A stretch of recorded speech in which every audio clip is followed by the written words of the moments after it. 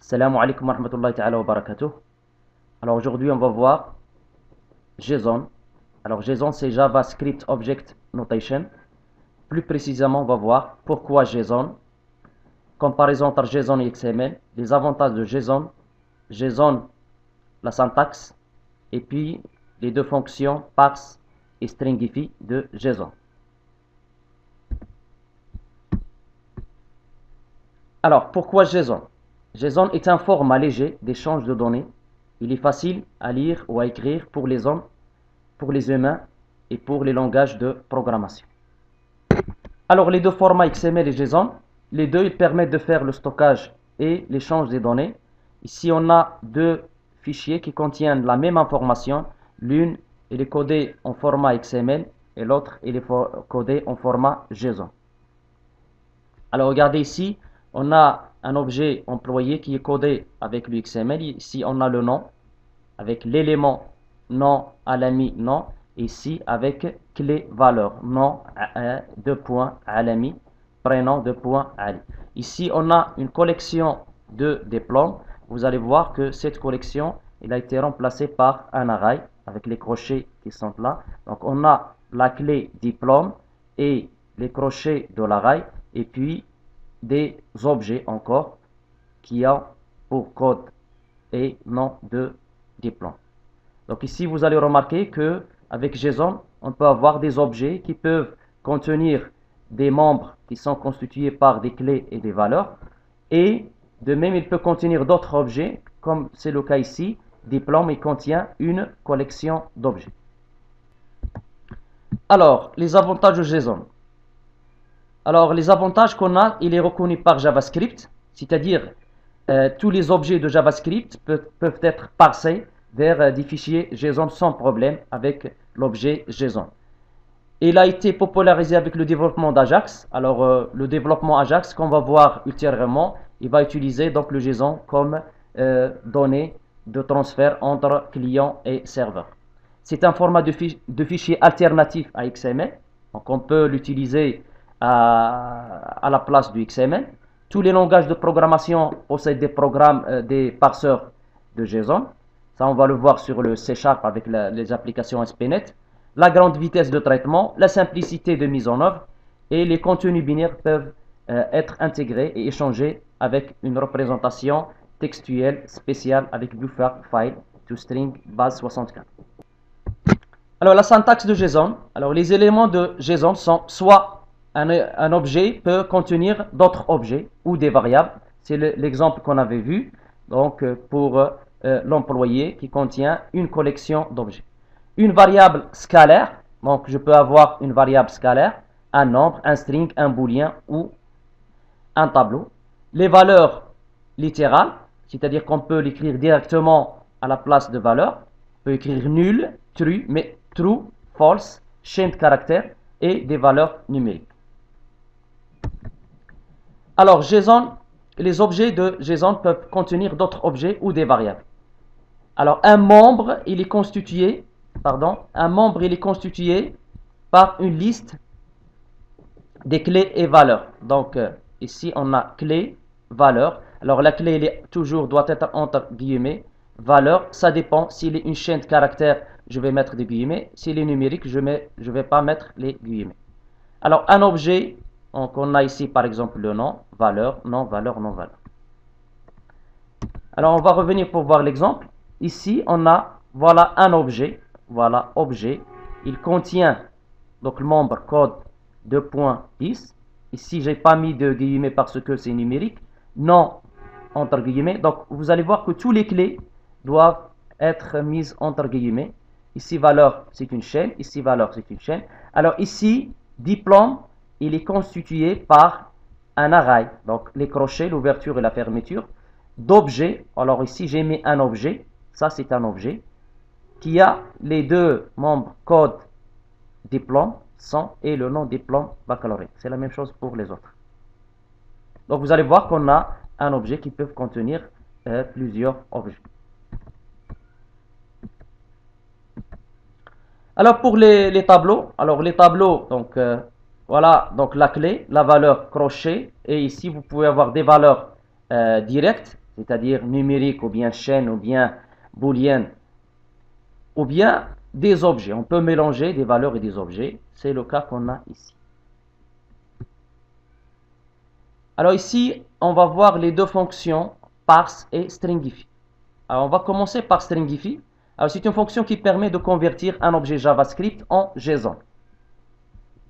On a un objet JavaScript employé qui a le code et le nom et le prénom et une collection de diplômes. Alors je peux convertir cet objet en fichier, en chaîne de caractères qui contient des valeurs JSON. Comment on va le faire? Donc c'est le nom de la variable var str_JSON employé JSON et j'utilise la fonction stringify. Qu'est-ce qu'il va faire pour stringifier? Il va stringifier l'objet employé. Si j'utilise alerte pour afficher sur l'écran, quand on affiche, qu'est-ce que vous allez remarquer? Que cet objet, il a été codé pour qu'il soit, on peut le mettre cette fois-ci sur un fichier JSON et peut-être envoyé vers le serveur, ou bien le serveur peut l'envoyer. Donc ça, il va être envoyé vers le serveur pour qu'il puisse le traiter.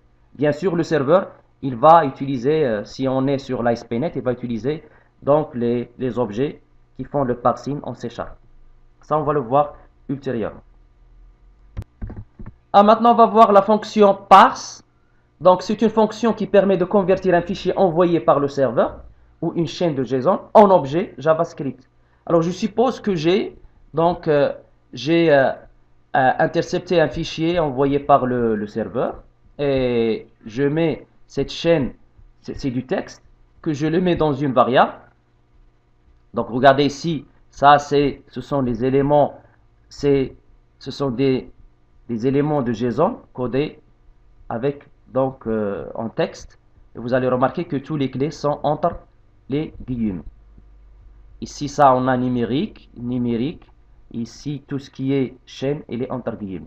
Donc clé, valeur, clé, valeur, clé et valeur. Alors pour article avec S, on a la clé et la valeur c'est un array.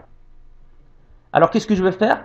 Je vais transformer cette chaîne de caractères en objet. Alors, comment on va le faire? On va faire JSON parse. Et je passe la chaîne de caractères.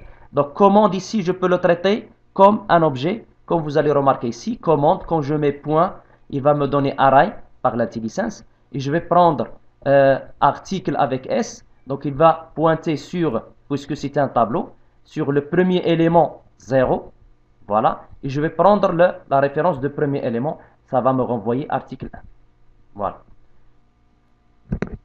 Alors maintenant on va mettre en pratique la partie théorique. Alors je vais créer un projet à ASP.NET, Webform Application. Voilà, le projet il est chargé maintenant. Alors, dans un premier temps, je vais travailler avec une page statique HTML pour 0 JSON. Voilà. Donc ici, je vais travailler avec le script JavaScript. Je vais créer une variable objet 1 égale. Donc ici, je vais créer un objet JavaScript. Alors, pour cet objet, j'ai le code. Regardez ici, je ne mets pas les guillemets parce que je traite ici les objets. OK? Virgule. Le nom. Ici, vous pouvez mettre des apostrophes ou bien des guillemets parce que je suis sur le JavaScript maintenant. C'est un objet JavaScript. Et voilà, donc j'ai un objet ici. Alors regardez ici, quand je mets objet,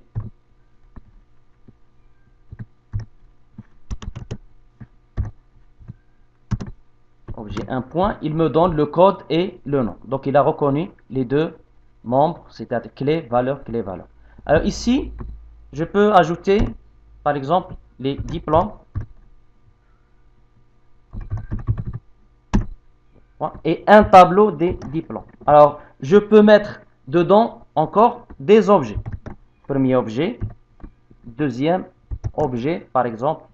Alors ici, le premier objet, à son tour, il va contenir des clés valeurs, code diplôme, égale 100, virgule, et le nom diplôme, par exemple, master. Ici, de même, je peux avoir un autre objet, code D, 110, virgule, et le nom D, je vais lui donner, donc par exemple, licence. Ok. Alors, quand je mets ici objet point, donc il va reconnaître les diplômes. Donc, diplôme, c'est une collection, donc c'est un array. Je peux accéder par les indices. Alors, premier indice, c'est 0, ça va pointer sur cet objet. Si je mets 1, ça va pointer sur cet élément-là, cet objet. Donc, si je mets 1, point, donc il a reconnu le code D et le nom D. Donc, l'intelligence, donc il connaît parce que je manipule ici un objet. Quand je mets nom D, qu'est-ce qu'il va me retourner à votre avis? Ça va retourner licence. Alors, pour voir ça, on peut mettre un alerte.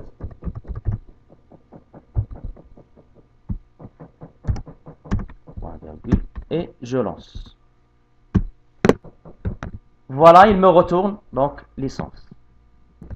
Regardez maintenant si j'ajoute une valeur directe. Ici, par exemple, j'ajoute, donc c'est un array qui contient des objets et des valeurs primitives. Par exemple, je vais mettre, par exemple, technicien. Il se trouve dans quelle position? 0, 1, 2. Si je mets ici 2, et je vais vérifier ici, point. Ici, il ne reconnaît pas le code D, le nom D, parce qu'il contient une valeur primitive. Donc, je vais lancer directement. On va tester. Regardez, il m'a retourné. Récapitulons maintenant. Qu'est-ce que vous remarquez? Qu'un objet peut contenir des membres, c'est-à-dire clés valeurs, ou bien un autre objet qui peut contenir d'autres objets et des valeurs primitives. Maintenant, on va voir la fonction stringify.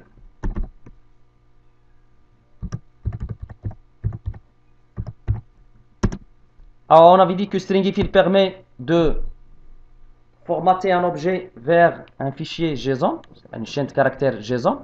Donc, on va stringifier objet 1. Point stringify. Et je passe un objet 1.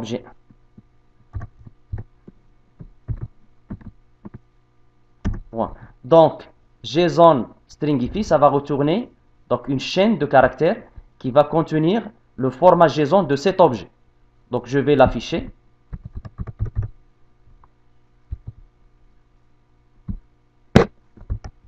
Je lance l'exécution.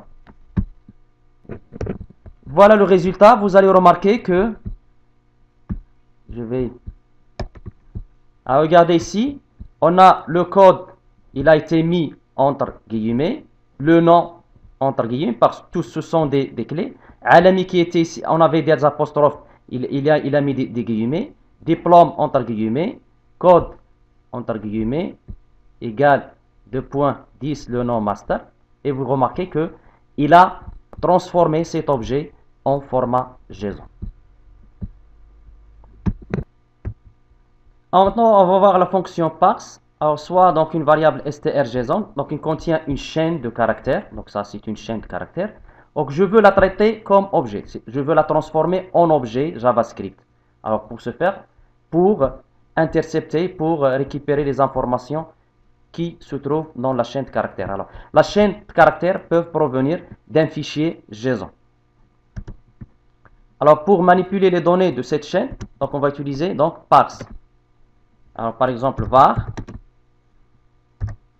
objet employé égale JSON, parse, et je fais passer la chaîne de caractères qui contient les informations du fichier JSON. Alors, objet employé. Donc ça, on va le traiter comme donc un objet JSON. Vous le regardez, donc on a récupéré ici le code et le nom, et on a les diplômes. Donc je peux récupérer par exemple le nom. Ici, je vais faire un alerte.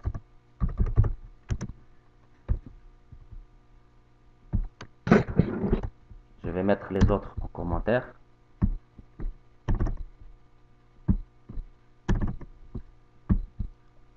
Voilà.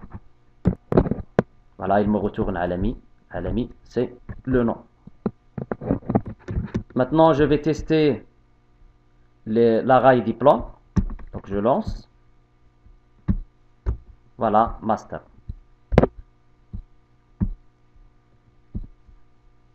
Alors, ce cours, c'est une introduction qu'on va l'utiliser pour le cours prochain qui va traiter l'Ajax. Alors, prochainement, je vais poster une vidéo qui va traiter Ajax avec ASP.NET, et on va voir comment traiter donc les pages d'une manière sans rafraîchir la totalité de la page en utilisant l'Ajax. وإلى اللقاء وإلى فرصة قادمة وأتمنى لكم التوفيق إن شاء الله.